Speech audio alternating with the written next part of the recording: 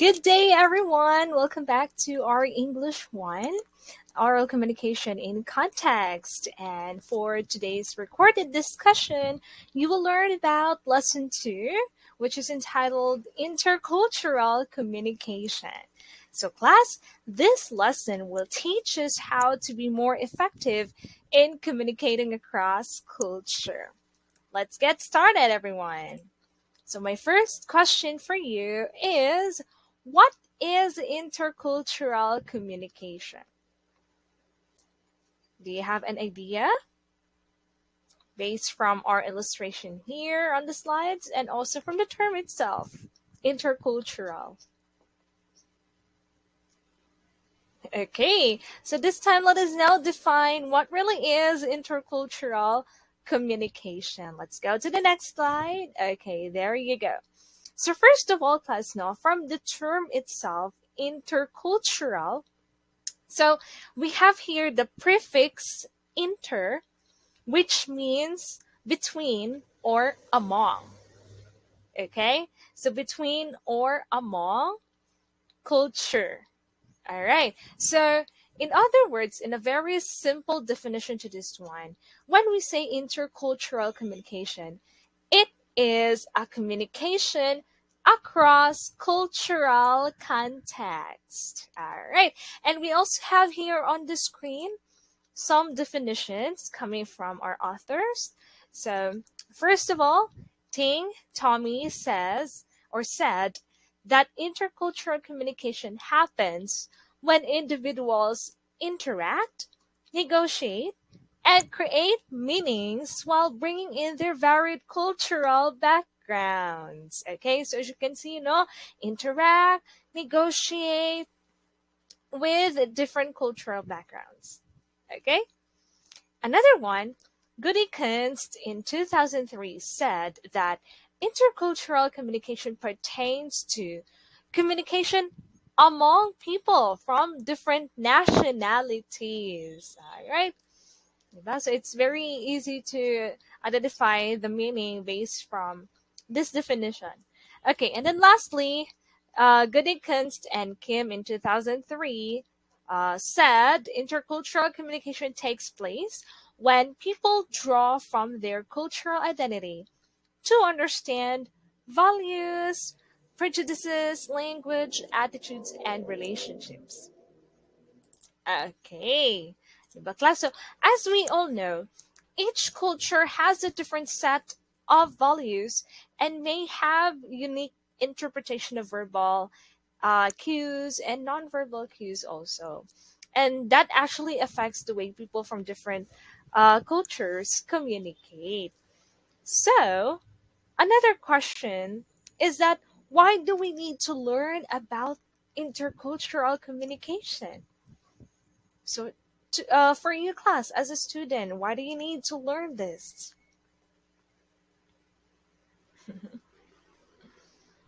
Okay, so I'm sure you got a lot of ideas on your head, no? Its importance. Okay, but anyway, according to Dr. Milton Bennett, intercultural communication class offers the ability to deal across cultures, which is increasingly important as the world gets smaller.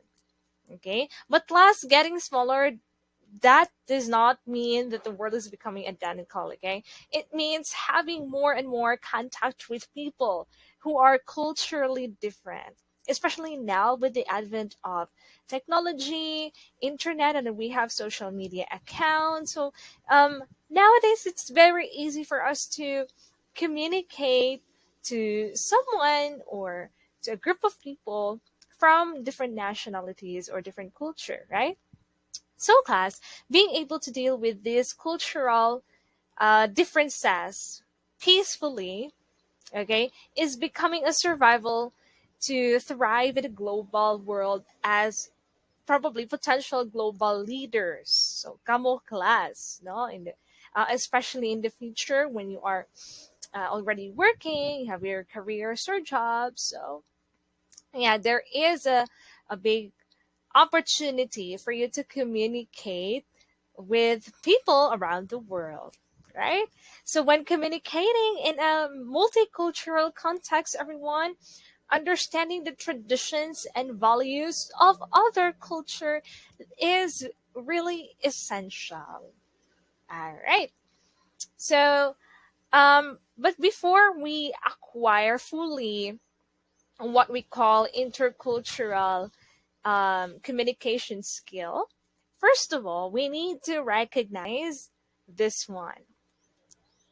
Okay, we have what we call the developmental model of intercultural sensitivity, or the DMIS. Okay, so DMIS class, this one, this offers a structure that explores how people experience cultural differences and to explain the reactions of people to cultural difference. So this is actually according to Bennett and Bennett in 2004. So in the DMIS class, we have 6 stages.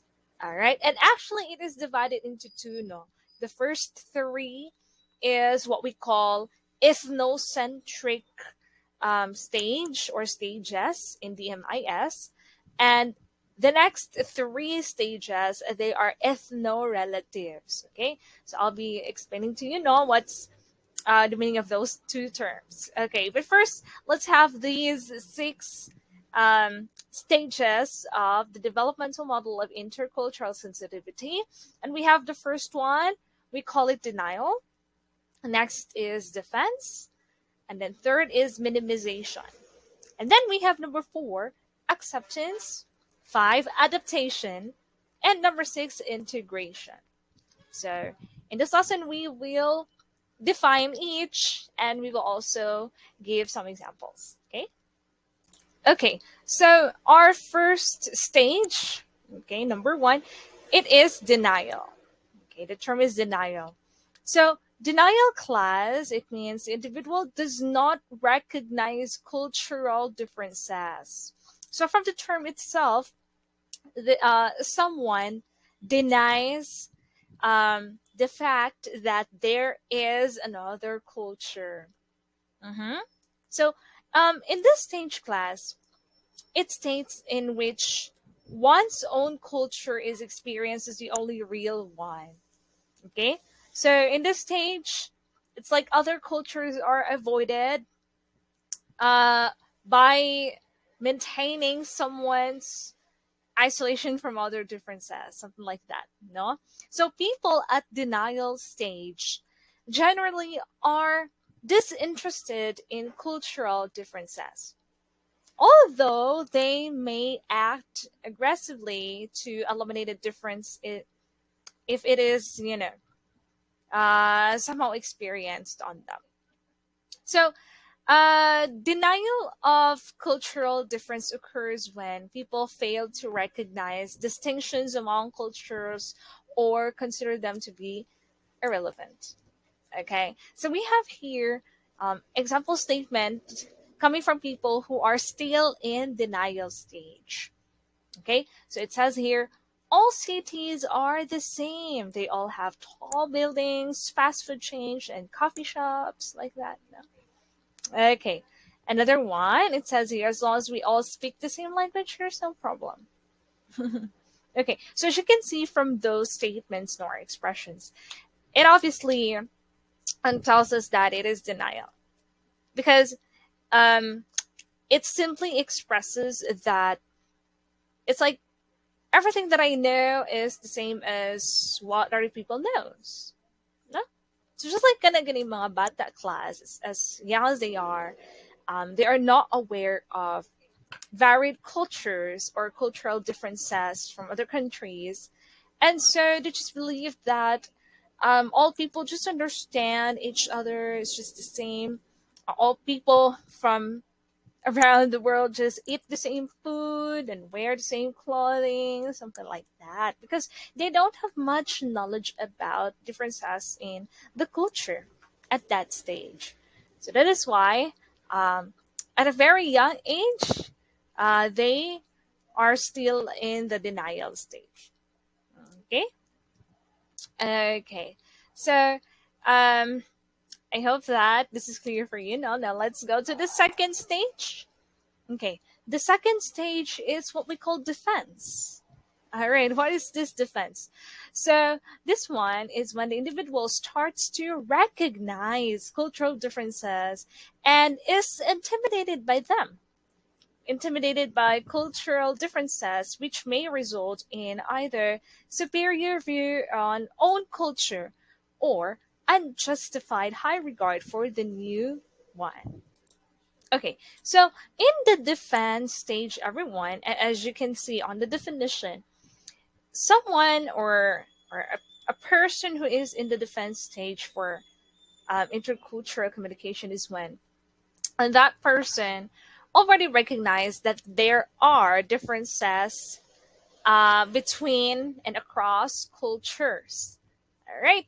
However, when you recognize the differences, you may think, or the person may think, that one's own culture is superior, or vice versa. Maybe this person will think that my own culture is inferior to the other one.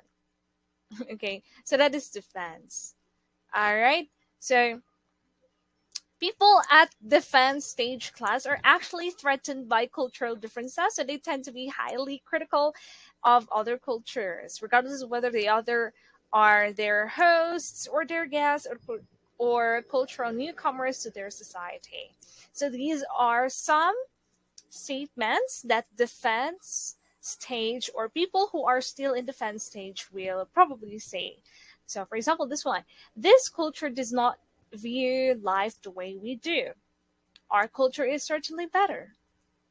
So, from the first statement, as you can see, that actually um, is giving high regards to own culture. No, our culture is certainly better than the other one. So feeling superior in that example statement. Now, in the second statement, it says here, their ways are better than my own. I wish I were one of them. Now, this time, this is showing inferior to one's own culture because this person thinks that the other culture is much better. Okay, so I don't know if you have some experiences like this one. For instance, like there are some who actually will say that Japan is better than Philippines, and I love their culture so much. I don't like mine. It's actually existing. So when you hear someone says that one, that person is still in defense stage. Okay, someone is no. Okay, what else? Probably the person might also say, these people don't value life the way we do. Okay, so it's like you are, the person is comparing um, the beliefs and ideas of from his or her own culture to the other one. Okay, so that is what we call defense stage. Okay, so like no sa denial, in the denial stage again, the person does not recognize cultural differences. In the defense stage this time, the person recognized already the cultural differences, but probably with high regards to one's own culture or feeling inferior. Okay, let's go to the third stage, and that is minimization. Okay, minimization, yeah, comes from the word minimize, no? Okay, so this one, it says here that although individuals see cultural differences, they bank more on the universality of ideas rather than on cultural differences. Okay, so from the term itself, minimize, what is minimized here is the cultural differences because the person in this stage is more focused on the similarities of the people. Okay? All right. So, it's like when people assume that their distinct cultural worldview is shared by others, and that's also when they perceive their culture's values as fundamental or universal human values. that is applied to everyone. hmm So, um, this actually minimization may also class manifest in arguments that human similarities are more important than cultural differences, thereby implying that cultural differences are unimportant or that they can be ignored. So that is what most likely people from this stage will think about, right? So some example statements in minimization stage may include this one. It says here, once we see through the cultural differences, we really are just the same. Okay? So kana palang daan nga statement, no? It just focuses on similarity, which is the same. It's actually your clue class when it comes to identifying a statement, no? The same, similar, universal, something like that. Another example statement for that is this one. Customs differ, of course, but when you really get to know them, they're pretty much like us. Mhm. Okay, so again, no, in minimization stage, you're focusing on the values, ideas, and beliefs, universal. And whatever you are feeling, whatever you are thinking, is just the same with other people. hmm it's like saying it's a small world after all. We're just the same. All of us can feel happy like that. We all shall survive. Okay, so as you can see, class, no, the first three stages are the denial, defense, and minimization. They are what we call ethnocentric stages. Ethnocentric stages are avoiding some cultural differences, either by denying it, by raising defenses against it, or by minimizing the importance of cultural difference. Again, that's ethnocentric. Now let's go to the next three stages. So the fourth stage is what we call acceptance. Okay, so acceptance is when the individual begins to appreciate important cultural differences in behaviors and eventually in values. Okay, so from the term accept. Okay, so acceptance class does not actually mean uh, agreeing or preference for alternative values, but rather acceptance of the distinctive reality of each culture's worldview. Okay, so in this stage, the people will understand and accept the fact that other people is different from them. Okay, so the acceptance stage may also manifest as greater curiosity about or interest in other culture. Okay, and people may start to seek out um, cross cultural relationships and social interactions that they might have avoided in the past. Okay, yes, because that's now in the stage of acceptance. It's like you are already willing to communicate with people from other nationalities or other culture. So we have here some example statements. Okay, the first one says, "These people and I have different values and experiences, and I think we can learn from one another." Mhm. Next, when studying abroad, every student needs to be aware of relevant cultural differences, and that's actually true, no?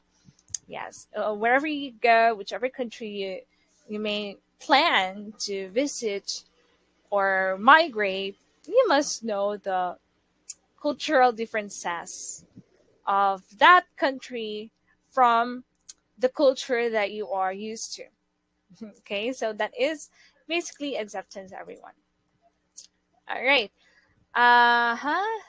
Let's go now to the fifth stage. Okay, adaptation.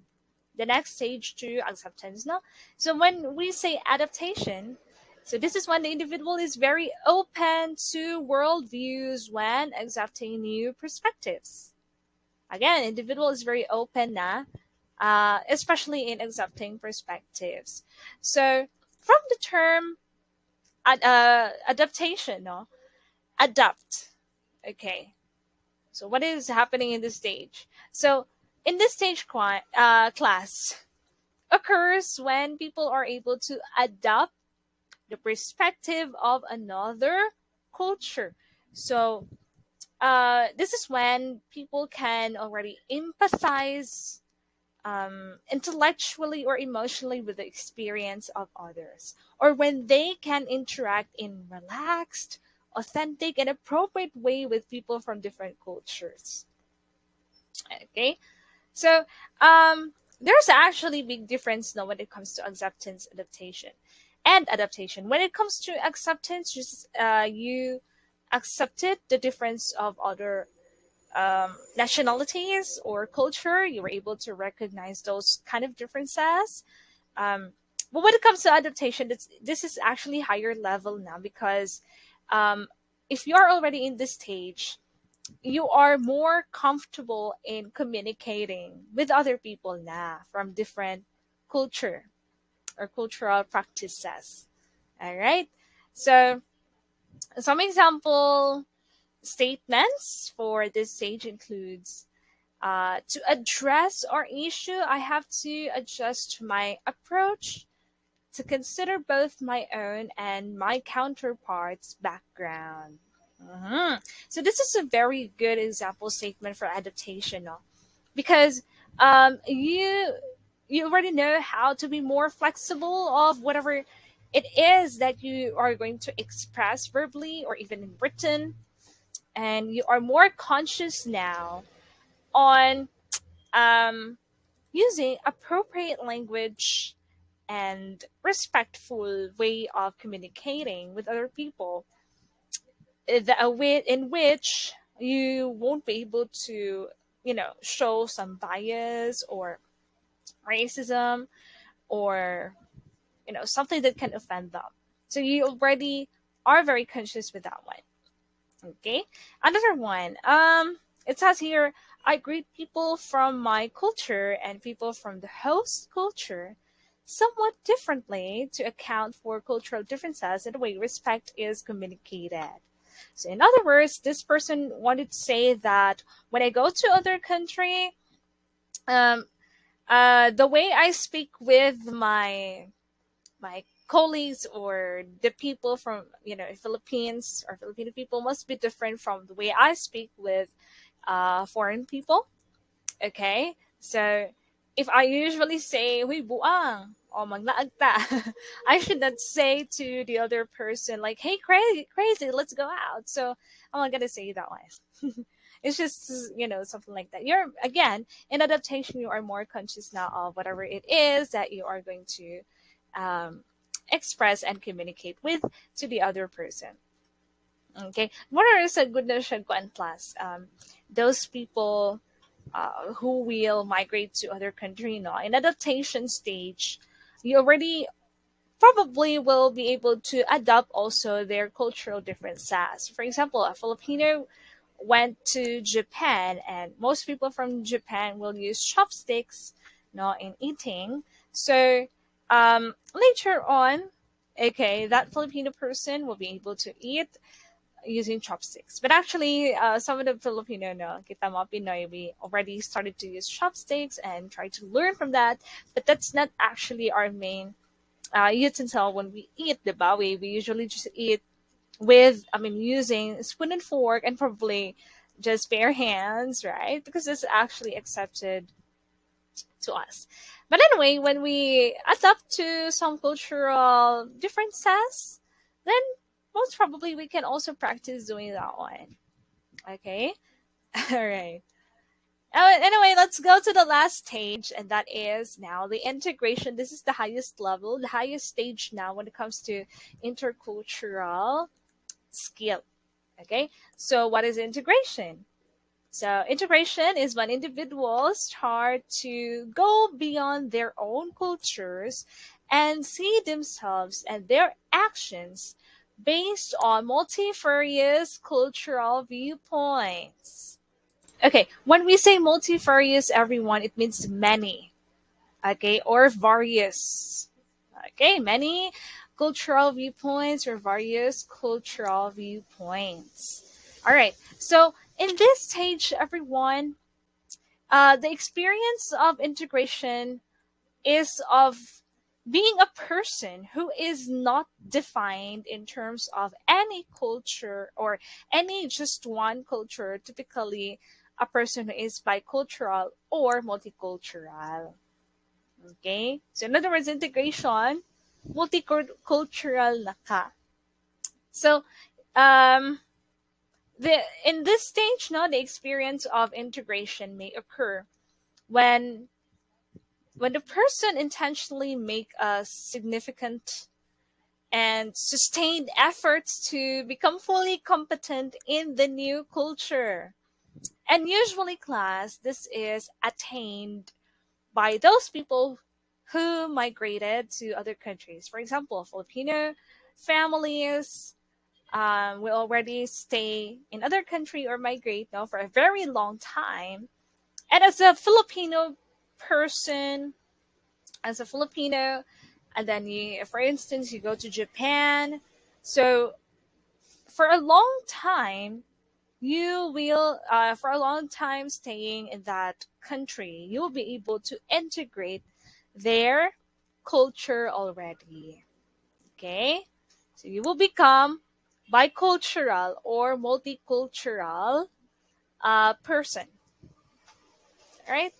Okay. But of course, in this stage, no, in integration, you will not be able to forget your native culture. Okay? So it's just that your cultural practices and some beliefs will be added to your native culture. And that it's much easier for you to communicate when you go back to the Philippines. So of course, when you're already here, then you are free to speak our native language na. Let's say Visayan dialect or Filipino language, and then do what Filipinos do. And when you go back to Japan, the country where you are now staying, then you can already practice what is being practiced there in that new country. Okay? So it's much easier for you actually now to practice both countries. Okay, so we have here some example statements. It says here, I can look at things from perspective of various cultures. Okay. So for example, there's a certain question, and if you are multicultural or bicultural, the perspective might be depend on the culture of that country based on the question. Okay. Next statement, it says here, I feel most comfortable when I'm bridging differences between the cultures I know. Okay, you're able to bridge the gap or the differences of the two cultures that you already know or that you have already internalized. Okay, so it's like also saying everywhere I go, it's like everywhere is home. I do not feel culture shock anymore. Um, I recognize the differences, but at the same time, I can adapt to it and integrate it effectively. Okay, because integration again, class, this is now the highest level, and this is actually not very easy to attain unless you have already practiced or you have stayed in that particular society that has that different culture of yours. Okay. Mhm. So going back, let's not. But the first stages, the first three stages, the denial, defense, and minimization, they are called ethnocentric stages. No.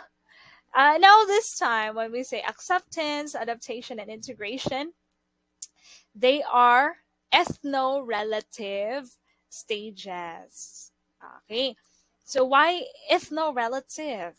Okay, because when you say ethno-relative, this is a kind of worldview that's, you know, uh, seeking cultural differences, not this time, not avoiding cultural differences.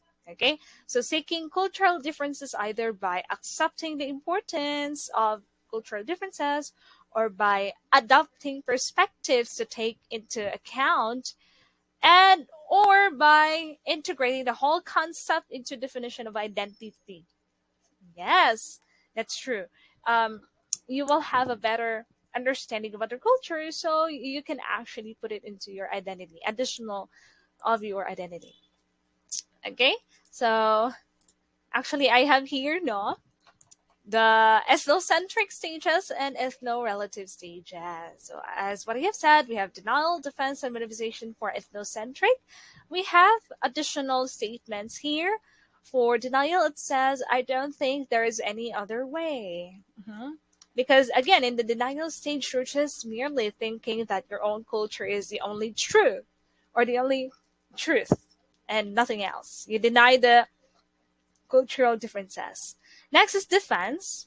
My way is the best. So when you say best or better, so you are comparing not the cultural differences, but again, you might be feeling inferior or superior. So, but this example statement, this is feeling superior against other cultures. So that's defense. Then we have minimization. It says here what we have in common is much more important. Okay, because in minimization, it gives more importance to similarities and less importance to cultural differences. So that's ethnocentric. By the way, ethnocentric, it's because we have here no this suffix centric. So your culture is the center of your perspective. So that's why it's centric, no ethnocentric. In the ethno-relative stages, we have your acceptance, adaptation, and integration. So we have here another example for acceptance. It says here, people's values and behaviors are different. Yes, because you already accepted the differences here in acceptance. Next is adaptation stage. I'm adding new behaviors to be more effective. Okay, so you started to learn the cultural differences at the same time. You probably started to also adjust and practice what is being practiced in other culture, but not fully integrated na pa. Because in integration, it's the time that, again, internalize mo, na-integrate mo, and you can um, easily practice what other culture is doing. So it says here, I can move in between cultures. All right. So I hope, class, that it's very clear and understandable to you. Okay. Now this time I'm showing you now example statements, and I want you to try to identify what stage of the MIS are these statements. So I have here 6. So if you want again to challenge yourselves, class, you may pause the video before you are able to get the correct answer. Okay, so let's start with the first one. It says here, with my experience, I can be successful in any culture without any special effort. I never experience culture shock. What do you think is the stage to this statement? I can be successful in any culture without special effort. Take note with this one, no? Without any special effort. Maybe some of you will think that, oh, this is integration. Okay? But the correct answer to this one is, this is first stage, denial stage. Okay? Yes. Because remember, class, when you say integration, you, of course, exert a lot of effort, okay, to be able to practice another culture. But in this statement, it says here, without any special effort, and especially this statement, I never experienced culture shock. Because in the denial stage, again, the person or the people are just thinking that their culture is the only truth. There is no other cultural differences. So I believe I will never experience culture shock, right? So that's what usually people from denial stage will say.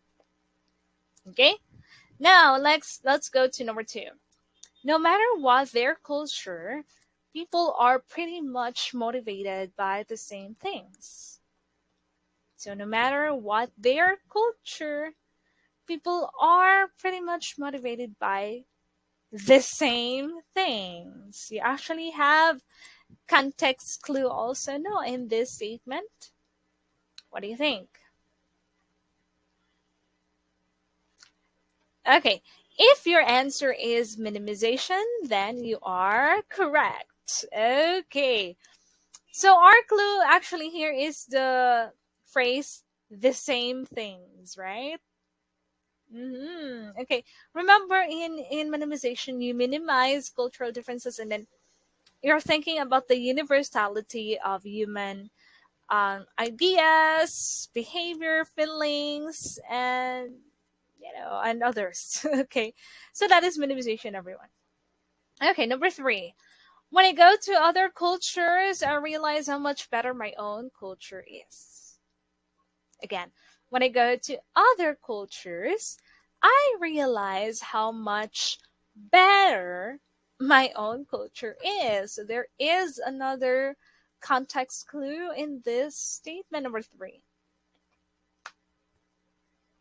Mhm. Okay, number three, class, this is defense. Defense in what way?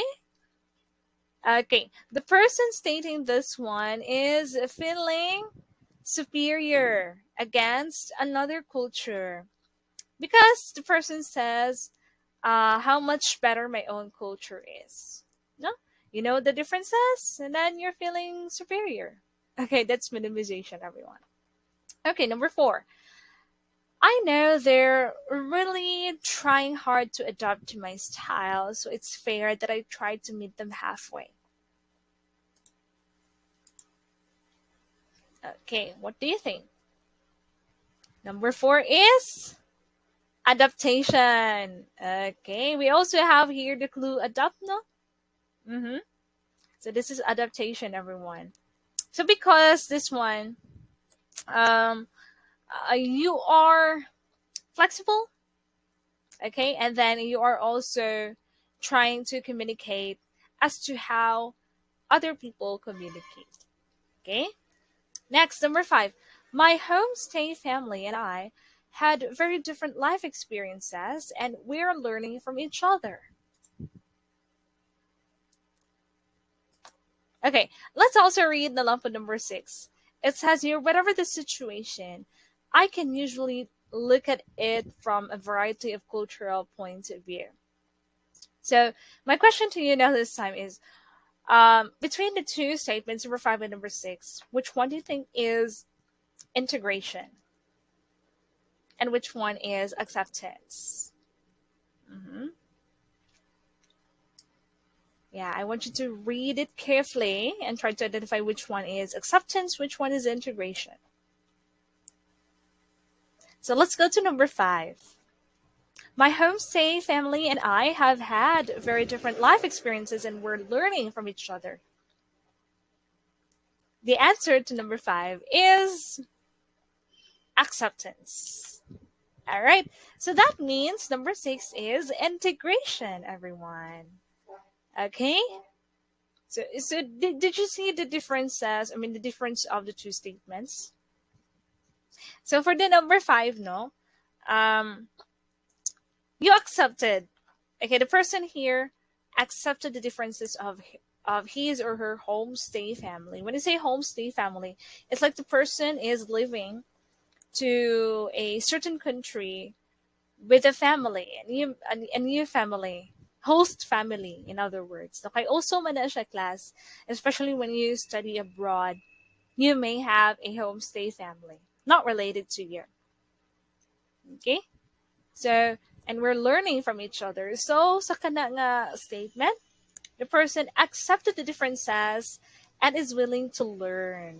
Okay? Not learn yet. Kaya kung naka-learn ka, nag-start na ka sa adaptation. And when you fully practice it, it's integration na.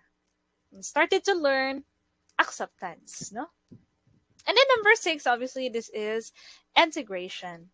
Whatever situation, I can usually look at it from a variety of cultural points of view, no?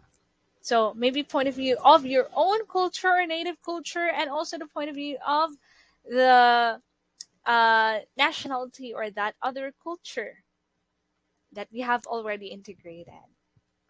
Okay, so well, this is a good exercise for you, class. So I hope you will be able to identify better the stages of the DMIS. Or again, when you say DMIS, that's developmental model of intercultural sensitivity. Okay, now so much for the DMIS class. Let's go to the next topic of our lesson, and that is characteristics of competent intercultural communicator. Okay, so these characteristics, class, are really essential, especially when we communicate across culture. Yes, diba? Okay, and this is actually the best way also to somehow start the world peace. Okay, when we know how to be a competent intercultural communicator. All right, so we actually have here 7 tips or 7 characteristics, everyone. So the first one is the flexibility and the ability to tolerate high level of uncertainty. Okay, uncertainty, because we will not be very certain with whatever we know about other country, right?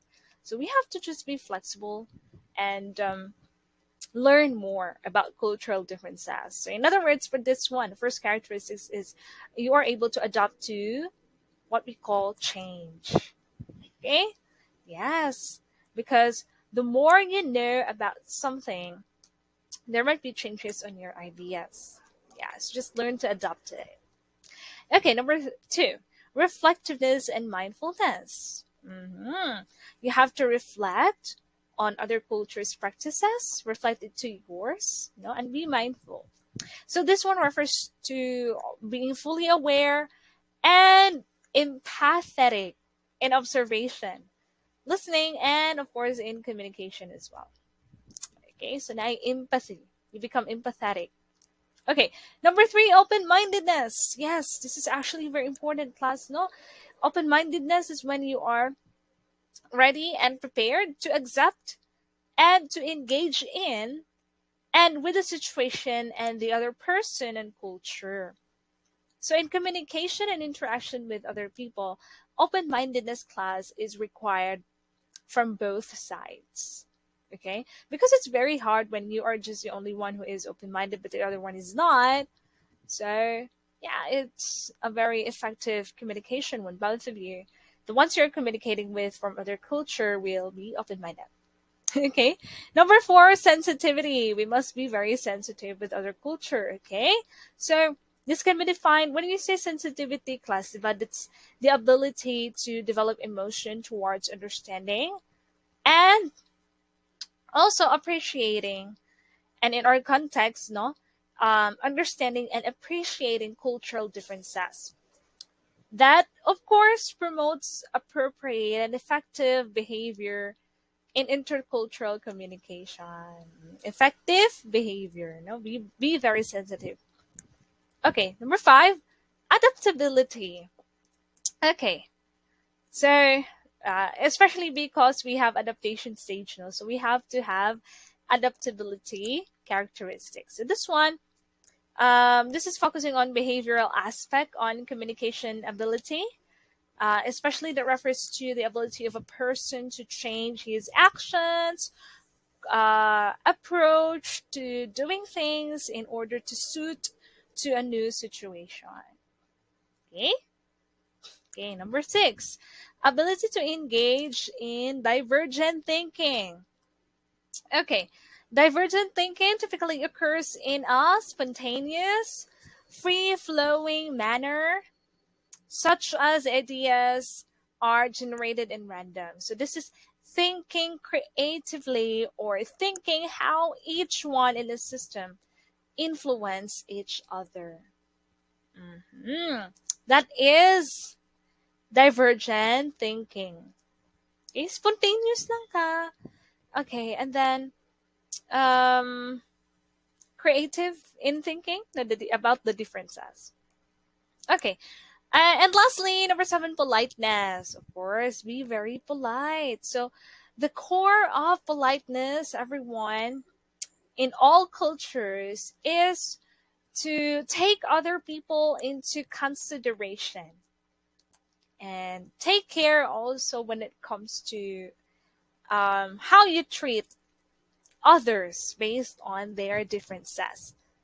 Okay, so you will not assert your own culture.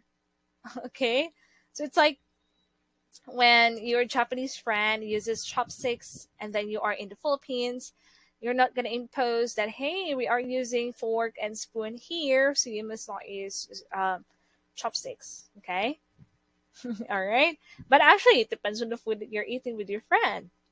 Okay, but just be very polite. Greet you may greet according to their greetings or just the same, but do not impose your own culture. Okay. So once again, class, these are the characteristics of competent intercultural communicator. So this is not limited to this only seven. No, there are many other characteristics that will help you to become more effective in intercultural communication. Okay. All right, now let's go to the last part of our discussion. Okay, and this one is or are the things to consider in intercultural communication. So, class, yes, according to the characteristic, no, be sensitive. So we must be sensitive with these following factors for us to become more efficient in intercultural communication. So we have to consider, first of all, culture, gender, status, age, and religion. And in other words, we must avoid bias to these following factors. Okay? All right. So this time I'm going to show you some statements. Okay? And I'd like you to identify what bias has been shown in the following statements.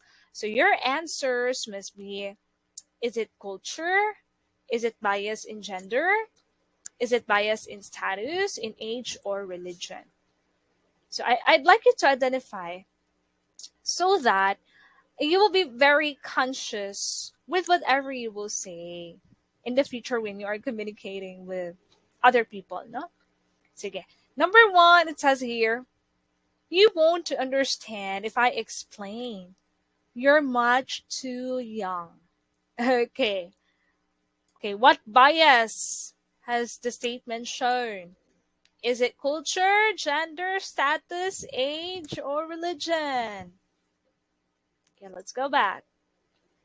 So for number one, obviously that is bias for age. Okay. Yeah, you're too much young. Okay. So that's age. Bias to age. Next, number two. My belief is an absolute truth. Other religions simply got it wrong. My belief is an absolute truth. Other religions simply got it wrong. Okay. If your answer is religion, bias to religion, and that is of course correct. No? Because it even stated here the word religion. Okay. Number three, each employee must wear his ID at all times. Again, each employee must wear his ID at all times. Okay. Is it culture, gender, status, age, religion? If your answer is gender, that is correct. Yang anong gender man? Um, because this one, it says here each employee. But the pronoun used now is his ID. So you must mention his or her, because an employee can be male or female. So it's not only focused on male. That's why kanina inigbutan rin he is. So it must be his or her. Okay? Okay. That's bias to gender. Next, number 4. Manang, let's go. I'll treat you. I'll bet you haven't eaten sushi in your entire life. It's really biased, this one. Okay. So the answer to number 4, this is bias to status. Okay, bias to status, everyone. Ano naman? Yes, is telling your manang, or let's say your yaya, no, or caretaker that, hey, I'm sure you haven't eaten sushi in your entire life because you cannot afford. It's just similar to saying it that way. Okay, so that's probably bias to status of person's life. Okay, number 5. Don't buy those shades. Only low class people wear those. As you can see, there is similarity to number 4 and 5, no? And that only says that number 5 is also biased to status, a person's status in life, right? Okay. And number 6, it says here, K-pop and K-drama are boring. What do you think? But I totally disagree with this statement, no? Because I really enjoy watching K-drama, especially recently I just finished Alchemy of Souls. It's really good. I'm really waiting for the second season this December. Anyway, going back. Yes. What do you think is the bias to this one? This is bias to culture. Okay, culture. Culture in Korea. South Korea especially. Yes. Because K-pop and K-drama, they are considered as non-material culture. All right? So that is biased to the culture of Korea. Okay? All right. So anyway, if you got all answers correctly, then very good, because you are able to identify those biases, and because of that, you will be more sensitive to whatever it is that you are going to speak. Okay. Now, lastly, these are the tips for an effective intercultural communication class. Okay. So, first tip: avoid stereotypes. Okay. When we say stereotype, everyone, it's how you view, or probably how you label, a certain person or a group of people. Okay. So, for example, when you say, um, Indian people, they are a bit smelly because they like to eat those the foods that have more of what do you call this one, onion. Okay, but that is actually bias, diba? So avoid stereotyping people or group of people. Mhm. Okay, so kana siya. Or even when you say no na um the boys must not have long hair. Okay, because that's only for girls. That's actually an example of stereotype, everyone. Also, you know, how you view a certain person must not be the same as the other one. Okay, because actually, in reality, male or boys may have long hair, right? Pwede good kaayo na. Okay, so avoid stereotype, everyone. Next is challenge gender norms.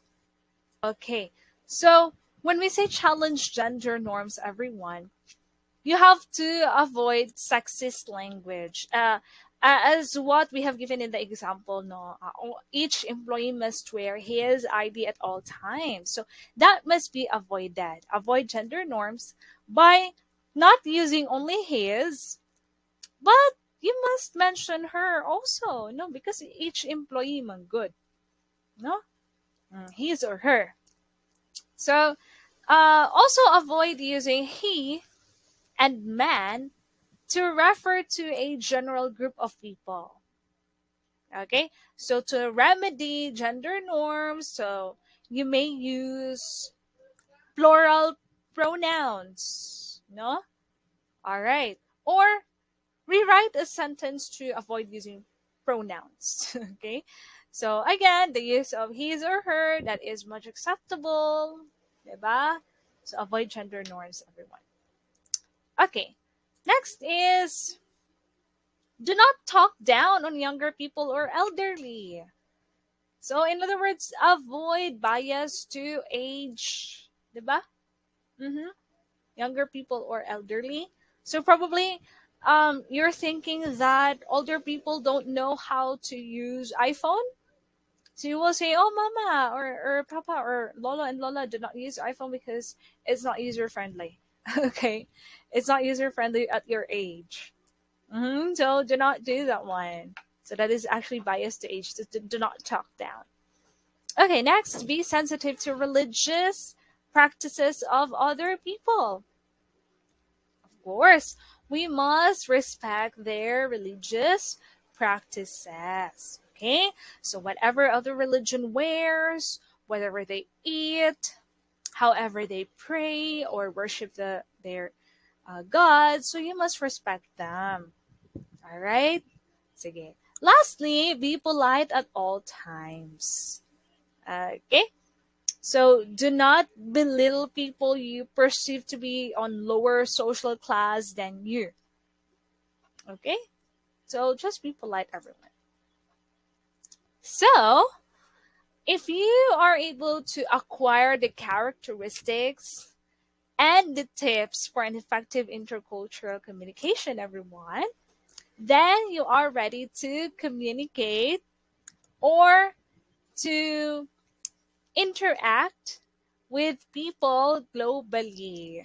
hmm And that's actually, um, you know, if you acquire this skill in intercultural communication, this is a great way for you to become a more globally competent individual.